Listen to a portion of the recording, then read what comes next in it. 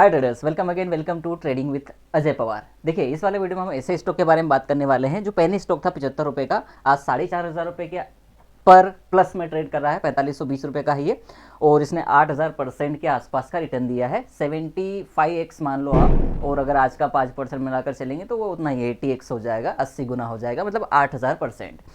Company का नाम है E2E नेटवर्क।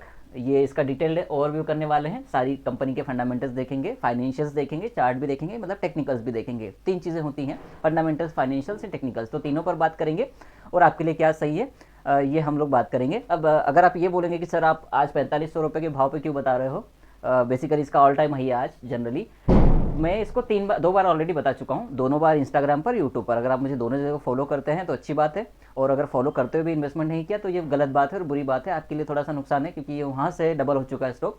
पहली बार मैंने इसको 2600 रुपये के आसपास बताया था और दूसरी बार इसको 3500 रुपये के आसपास बताया था। आप दोनों ये स्क्रीन पर देख लो, लिंक नीचे मिल जाएंगी, शॉर्ट्स में बताया था, आप जाकर वहाँ पर देख सकते हैं। तो चलिए इस कंपनी की फाइनेंशियल और फंडामेंटल्स की तरफ चलते हैं।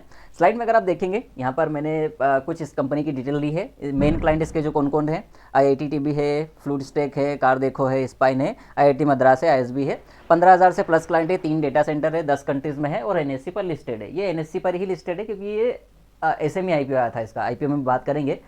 SME IPO आया था, उसके बाद ये मेन बोर्ड में 2 साल बाद मेन बोर्ड में कन्वर्ट हो गई थी, उसके बाद भी बात करेंगे। अब सबसे पहला इंपॉर्टेंट बात आती है कि कंपनी क्या करती है। बेसिकली कंपनी क्लाउड GPU देती है या क्लाउड GPU की सर्विस देती है। अगर आपको GPU समझ में नहीं आता और क्लाउड दोनों समझ में नहीं आता, तो जैसे आपने गूगल क्लाउड का नाम सुना होगा, जो स्टोरेज देता है हमको, तो उस तरीके से ये GPU क्लाउड देती है। अब GPU का मतलब अगर आपको नहीं पता है, आपने CPU जरूर सुना होगा। जब आप कंप्यूटर या लैपटॉप लेने जाते होंगे तो आप CPU देखते हैं उसका किस तरीके से है। तो सेंट्रल प्रोसेसिंग यूनिट मतलब CPU, एक होता है GPU, graphics processing unit. Actually जो GPU का काम है वो CPU से बेहतर है और ज़्यादा है, और ये इंपॉर्टेंट होता है जब आप ज़्यादा हैवी फंक्शंस में काम कर रहे होते हैं या मल्टी टैब में काम कर रहे होते हैं, तो आपको हमेशा वहाँ पर आप जब जाते होंगे कोई भी लैपटॉप या कंप्यूटर खरीदने, वो आपको बोलता होगा कि सर आपको GPU की ज़रूरत है, क्योंकि हैवी काम करने के लिए GPU की ज़रूरत पड़ती है। अब इसके अलावा GPU की और क्या काम है, मशीन लर्निंग में काम आता है, डेटा सेंटर्स के लिए काम आता है, क्योंकि स्मार्ट प्रोसेसिंग करता है और ज़्यादा प्रोसेसिंग करता है CPU के मुकाबले, और AI में मदद करता है, मशीन लर्निंग में मदद करता है। तो इसलिए बहुत सारी IT कंपनीज़ को, जो कि इंटरनेट ऑफ थिंग्स जैसे बोल सकते हैं, और जो भी उस तरीके की टेक्नोलॉजी में काम करते हैं, उनको क्लाउड्स की ज़रूरत पड़ती है, GPU क्लाउड्स की। अब चलिए, ये हो गया कंपनी का ओवरव्यू। आप थोड़ा सा ज़्यादा पढ़ेंगे, अगर डिटेल जाएंगे तो आपको पता चलेगा, क्योंकि ज़्यादा टाइम लग जाएगा। कंपनी के बिजनेस मॉडल के बारे में बात करेंगे या क्या बिजनेस है, तो वो क्लाउड GPU देती है। अब एक इंपॉर्टेंट चीज़ ये बता देता हूँ कि इसका जो टाइप है वो माइक्रोसॉफ्ट के साथ भी है, एनवीडिया के साथ में भी है, गूगल के साथ नहीं, एप्पल के साथ में, गूगल के साथ में नहीं है। तो उन कंपनीज के साथ मिलकर ये काम करती है। और भी हाल ही में एनवीडिया H200 एक GPU है, वो भी इंडिया में वो लॉन्च करने वाली है, शायद लॉन्च कर दिया है, तो उसका प्रोसेसिंग होने वाला है। ये मैं थोड़ा सा मुझे पता नहीं है कि हो चुका है या होने वाला है, उसकी डिटेल आप मैं कुछ दिनों बाद शेयर करूँगा आपके साथ में। एनवीडिया H200, अभी एनवीडिया H100 ये है इनके पास। चलो, अब कंपनी के मार्केट कैपिटल की बात करते हैं तो 7,259 करोड़ है। अब मार्केट कैपिटल चेंज होते रहता है, क्योंकि शेयर का total number of share multiply by share price, तो शेयर प्राइस चेंज होता है तो MCAP भी चेंज हो जाता है। एंटरप्राइज वैल्यू आपको आगे मैं समझाऊंगा, book value, enterprises value, price to earning ratio, ये सारी चीज़ें आएंगी तब हम इंटरप्राइजेस वैल्यू भी समझेंगे। मतलब कंपनी की फेयर प्राइस मान लो आप, एंटरप्राइजेस वैल्यू होती है, जिस पर एक्विजिशन या मर्जर या टेक ओवर किया जाता है। उस प्राइस पर एक्चुअल प्राइस क्या है, उस हिसाब से कंपनी को आप बोले कि टेक ओवर किया जाता है या उसका एक्विजिशन किया जाता है, उसको खरीदा जाता है या उसको बेचा जाता है फ्रेश में, मतलब actually fair value. Number of share 1.69 crore share है। पी की बात करें तो 231 है। Price to earning, price to book है 14.73, फेस वैल्यू है 10 का, जो अभी तक चेंज नहीं है, और ये कंपनी डिविडेंड नहीं देती है, ये आपको याद रखना है। बुक वैल्यू 291 का है, 103 करोड़ का डेट है ये। और ये वाली जो इन्फॉर्मेशन है, ये उसका नाम नहीं आ रहा मुझे, उस वेबसाइट से लिए है मैंने, वो उसका मैं एडिटिंग में बीच में शो कर दूंगा क्या है। कैश की बात करें तो 9 करोड़ का कैश है। प्रोमोटर होल्डिंग 51.56% है, जो कि पिछले क्वार्टर में 59% थी। अब इसका यहाँ पर ये कोई मतलब नहीं है कि प्रोमोटर होल्डिंग घट रही है, उसका कोई मतलब नहीं है, क्योंकि एक्सपांड करने के लिए बेचना पड़ता है। ROE इसका 40% का है। सेल्स ग्रोथ है 42.69% की। ROC 32% का है। प्रॉफिट ग्रोथ है 120.66 प्रतिशत की। अब IPO जो आया था 3 से 7 मई में आया था, 2018 मई 18 की बात कर रहे हैं। फिक्स्ड इश्यू प्राइस था 57 रुपये की प्राइस पर था। इतने शेयर उन्होंने 22 करोड़ शेयर, माफ कीजिए 21.99 करोड़ शेयर इशू किए थे। 2000 रुपये, माफ कीजिए 2000 शेयर का लॉट था उसका। फेस वैल्यू वहाँ पर 10 की थी, जो अभी तक वहीं पर है। इशू प्राइस 57 रुपये था। और NSE इमर्ज प्लेटफॉर्म पर। जब भी कोई एसएमई आईपीओ आता है, आपको सबको याद होना चाहिए कि जब भी कोई एसएमई आईपीओ आता है वो एक ही प्लेटफॉर्म पे आ सकता है, या तो बीएससी आ जाए, एसएमई बीएससी पे आ जाए, या फिर एनएससी इमर्ज पर आ जाए। दो में से एक ही जगह आ सकता है। लेकिन जब वो मेन बोर्ड होती है तो वो अलग बात है। आप चाहे कंपनी मेन बोर्ड के बाद उसको अगर बीएससी पे भी लॉन्च करना चाहे तो कर सकती है, वो इसकी इच्छा है, पर इन्होंने सिर्फ एनएससी पर रखा है। उस दिन की बात है जब ये लिस्ट हुआ था। E2E नेटवर्क है, 57 रुपये की प्राइस थी, 85 पे ओपन हुआ था, 84 का लो था, हाई था 89 का, और लास्ट डेट 89 रुपीज़ पे हुआ था। वॉल्यूम था 18,60,000 का। ये चीज़ें अब थोड़ी सी की फाइनेंशियल इन्फॉर्मेशन की बात करें तो यहाँ पर आपके लिए थोड़ी सी इंपॉर्टेंट चीज़ें, ये अभी लेटेस्ट क्वार्टर की बात कर रहे हैं यहाँ पर। तो आप देखना चाहें तो देख सकते हैं 42% का साल दर साल रेवेन्यू था। जो एबिडा मार्जिन बढ़ा था वो 84 बेसिस पॉइंट बढ़ा था, जो कि 50.69% हुआ। एबिडा की बात करें तो 45.2% साल दर साल था, 4,794 लाख का। देखो लाख करोड़ में कन्वर्ट करना हो तो सीधे बटे में 100 लगा दो तो वो करोड़ में कन्वर्ट हो जाएगा, मतलब 47.9 करोड़ ऐसा बोल सकते हैं। प्रॉफिट आफ्टर टैक्स 23% बढ़ा था, 82 BPS. Debt to equity ratio 2.03 है, जो कि ज़्यादा है लेकिन कोई बड़ी बात नहीं है, ठीक ठाक है। ओके, आरओसी 16 का है, करंट रेशियो 0.9021 है।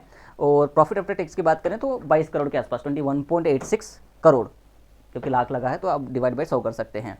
अब यहाँ पर मैं एक चीज़ बताता हूँ आपको, ये वाला थोड़ा देखेंगे तो ये बढ़िया दिखेगा आपको। ये आप इस तरीके से देख सकते हैं 4 सालों का इसका लेखा जोखो, तो आपको और बेहतर तरीके से चीज़ें समझ में आएंगी। देखो ओके, साल 21, 22, 23, 24 ये देखेंगे आप, लगातार यहाँ पर आपको एबिडा और एबिडा मार्जिन में ग्रोथ दिखाई होगी। वहीं पर प्रॉफिट आफ्टर टैक्स और प्रॉफिट आफ्टर टैक्स की मार्जिन में भी आपको लगातार बहुत शानदार ग्रोथ है।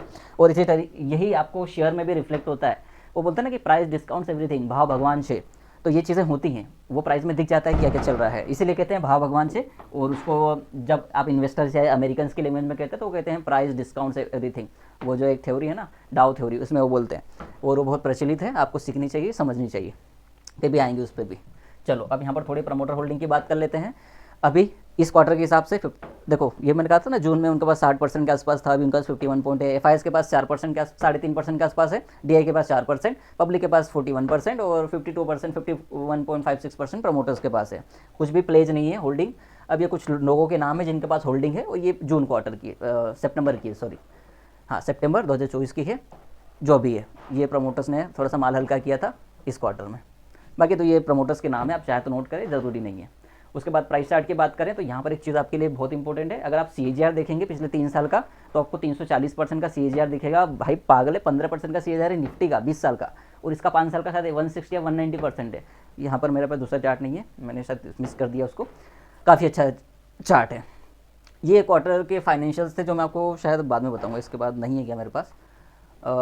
वो तो मैंने आपको पहले बता दिया, लेकिन फिर भी अगर आप सितंबर से कौन कौन से क्वार्टर है, सितंबर 2024 के क्वार्टर की बात करें तो प्रॉफिट, माफ कीजिए, रेवेन्यू 119% बढ़ा है, नेट इनकम इनकी 109% बढ़ी है, अर्निंग पर शेयर इसका 98.22% बढ़ा है। हाँ, नेट प्रॉफिट मार्जिन में हल्का सा डिक्लाइन है, लेकिन ऑपरेटिंग इनकम 118% और कॉस्ट ऑफ रेवेन्यू 48% बढ़ा है, तो अच्छी चीज़ें हैं। अब कंपनी की स्ट्रेंथ क्या है, company has good ROC, return on equity बहुत अच्छा है।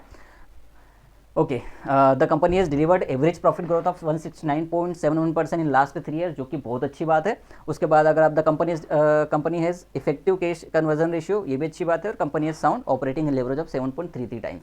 लिमिटेशंस की बात करें या थोड़ा सा आप बोलें कि नेगेटिव क्या है, company has been maintaining poor dividend pay out of 0% since last 3 year. आप 5 साल की बात करें, कंपनी डिविडेंड देती नहीं है। बहुत सारी कंपनी जो डिविडेंड नहीं देती, तो ये कोई बात ही नहीं है, पर ठीक है, एक पॉइंट है तो ठीक है। अब हम सीधे टेक्निकल्स पर बात करते हैं। ये इसका 1 वीक का चार्ट है, पर कैंडल इज़ 1 वीक। देखो ये मई 18 में लॉन्च हुआ था SME पर, और उसके बाद IPO हुआ 2021 के आसपास, शायद 2021 में हुआ था, ये मेन बोर्ड में आया था NSE पे। तो ये देखेंगे आप, बहुत शानदार रिजल्ट है, और रिजल्ट क्या है, शानदार परफॉर्मेंस है। अब यहाँ पर इसको हम लोग चार्ट पर देख लेते हैं। मैंने इसको यहाँ पर बताया था इस प्राइस पर, जब यहाँ पर ये आया था मैंने कहा था इसको ले लीजिए, आपके लिए बढ़िया रहेगा ये शेयर, क्योंकि इसका बिजनेस ही IoT टाइप में है। जैसे केन्स टेक्नोलॉजी का बिजनेस है, इंटरनेट ऑफ थिंग्स में, उसके बाद टेक्नोलॉजीज़ में, स्टोरेजेस में, GPU जहाँ भी आता है, जहाँ भी मशीन लर्निंग और AI की बात आती है, तो ये कंपनी बढ़िया है, मेरे हिसाब से बढ़िया है। यहाँ पर निवेश करना चाहिए, सबको निवेश करना चाहिए, क्योंकि बहुत छोटी कंपनी है इसलिए, और बहुत अलग तरीके से काम कर रही है। और ऐसी कोई कंपनी अभी तक मेरी रडार पे नहीं है जो इस तरीके का परफॉर्मेंस दे रही हो केन्स टेक्नोलॉजी को छोड़ के, क्योंकि उसका अलग अलग थोड़े से बिजनेस है, क्योंकि वो मशीन्स में है एक तरीके से, टेक्नोलॉजी में, ये भी टेक्नोलॉजी में है, पर इसका काम डिफरेंट है। तो केन्स टेक्नोलॉजी भी आप, मैं सच में उसको 3 बार बता चुका हूँ, एक बार फुल वीडियो पे उस पर इसी तरीके का एनालिसिस उस पर है, आप जाकर देखेंगे ना आपको पता चल जाएगा कि वो किस तरीके की कंपनी है, किस तरीके के फाइनेंशियल है, और उसके रिजल्ट काफ़ी शानदार आते हैं। आपको देखना चाहिए वो वीडियो, लिंक मैं डाल दूंगा डिस्क्रिप्शन में, या केन्स टेक्नोलॉजी सर्च करेंगे मिल जाएगा मेरा वीडियो। अब यहाँ पर इसको कुछ नहीं कर सकते, आज ये मोहर ट्रेडिंग का डे है, यहाँ पर मैं रिकॉर्ड कर रहा हूँ वीडियो को। मैंने बताया था, आज भी लोगों को बताया, लास्ट टाइम भी जब वो एक लोअर सर्किट मारते थे, जब मार्केट में करेक्शन आई थी, तो 2 लोअर सर्किट मारे थे और उसके बाद वो रिकवर हुआ। मैंने कहा कि अब इसको खरीदने का टाइम है, क्योंकि जब करेक्शन आती है तो सब दूर आती है, कोई छोड़ता थोड़ी है, और स्टॉक ही 5% सर्किट का है, तो लो भी 5% का ही मारेगा। ये चीज़ आपको थोड़ी सी देखो, ये स्टॉक में ये दिक्कत है, अगर आप लेना चाहते तो आपको 10% का रिस्क लेना ही पड़ेगा, क्योंकि 2 लोअर सर्किट तो मार ही देगा किसी भी दिन।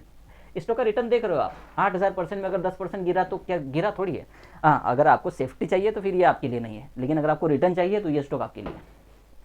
अभी बोल रहा हूँ बाय सेल रिकमेंडेशन नहीं है, आप चाहें तो अपने हिसाब से करें, क्योंकि रिस्क मैंने बता दी है, लेकिन जिस हिसाब से मैंने बताया था चल रहा है। मैं ये नहीं बोल रहा हूँ मैं स्मार्ट हूँ या मैं इंटेलिजेंट हूँ, मैं बोल रहा हूँ आपके ऊपर है, आप कितना पैसा लगाना चाहते हैं इस तरीके के स्टॉक पे, क्योंकि मैंने सब कुछ आपके सामने रखा है। बाकी मेरा ऐसे कोई लेना देना नहीं है, मैं पहले ही कंफर्म कर रहा हूँ। हाँ, अब क्या कर सकते हैं, अगर 3500 रुपये के आसपास कहीं आता है तो आप खरीद सकते हैं, आपकी इच्छा है, ये इसका सही प्राइस रहेगा। या फिर आप क्या कर सकते हैं, ऐसे स्टॉक में मैं हमेशा बताता हूं आपको क्या कर सकते हैं, जो भी सर्किट स्टॉक हो, चाहे वो 2% का सर्किट स्टॉक हो, चाहे 5% का सर्किट स्टॉक हो, आपको करना क्या है, देखो मान लीजिए कोई स्टॉक है, चल रहा है चल रहा है चल रहा है और आपके हाथ लग गया, क्योंकि सर्किट स्टॉक हालांकि हाथ लगते नहीं है, लेकिन इनकेस आपके हाथ लग गया, आपको क्या करना है, जैसे ही पहला लोअर सर्किट मार दे, छोड़ दीजिए स्टॉक को। अब आप बोलेंगे उस दिन बिकेगा ही नहीं, वो आपकी दिक्कत है, लेकिन ऐसा कभी नहीं होगा। मतलब बहुत सारे अलग स्टॉक में जो बिल्कुल अंडर सर्विलेंस होंगे उसमें होता है, ये अंडर सर्विलेंस नहीं है। अब वहाँ पर भी 2 कैटेगरी आ जाती है, एएसएम जीएसएम करके, वो आपको देखना पड़ेगा। लेकिन फिर भी कोई भी अंडर सर्विलेंस स्टॉक है तो उसमें सर्किट तो लगेगा ही लगेगा। और वहाँ पर जैसे एलसीसी इन्फोटेक है, कावेरी टेलीकम्युनिकेशन है, उसके बाद वो क्या नाम है उसका स्टॉक, अब काफ़ी अधिकारी ब्रदर्स टेलीफोन निगम, ऐसा कुछ है, एबी टीपीएल ऐसा कुछ स्टॉक है, वो भी काफ़ी अच्छा चल रहा है। तो ऐसे स्टॉक्स में आपको थोड़ी सी बहुत रिस्क तो लेनी पड़ेगी। हाँ, पर कहीं ना कहीं एक टाइम मिलता है निकलने के लिए, स्टॉक निकलने देते हैं, स्टॉक निकलने देते हैं, मैं यकीन मानिए निकलने देते हैं। अब यहाँ पर क्या कर सकते हैं वो समझ लो। मान लीजिए नीचे आता है, ठीक है, मान लीजिए नीचे आ गया स्टॉक, और जैसे ही वापस से अपना हाई निकालने लगे, आप वहाँ पर खरीदार हैं और दूसरे लोअर सर्किट पे आप बिकवा लें, क्योंकि वो रिस्क आपको लेनी पड़ेगी। वो हर स्टॉक में होती है, जिसमें सर्किट हो, जरूरी थोड़ी सर्किट हो वाला ही नीचे जाता है, नॉन सर्किट वाले भी नीचे जाते हैं। यही था पूरा एनालिसिस E2E नेटवर्क्स का। मैं मानता हूँ कि स्टॉक अच्छा है, मैं इन्वेस्टेड हूँ, ऐसा नहीं है, तो आप चाहें तो ले सकते हैं, ना चाहे तो नहीं ले सकते। आप ये नहीं बोल सकते कि आज आके बता रहे हो, मैं पहले 1 महीना पहले बता चुका हूँ इस स्टॉक को, लेना नहीं लेना आपके ऊपर है। Thank you for watching my video, share कर दो, वायरल कर दो, थैंक यू।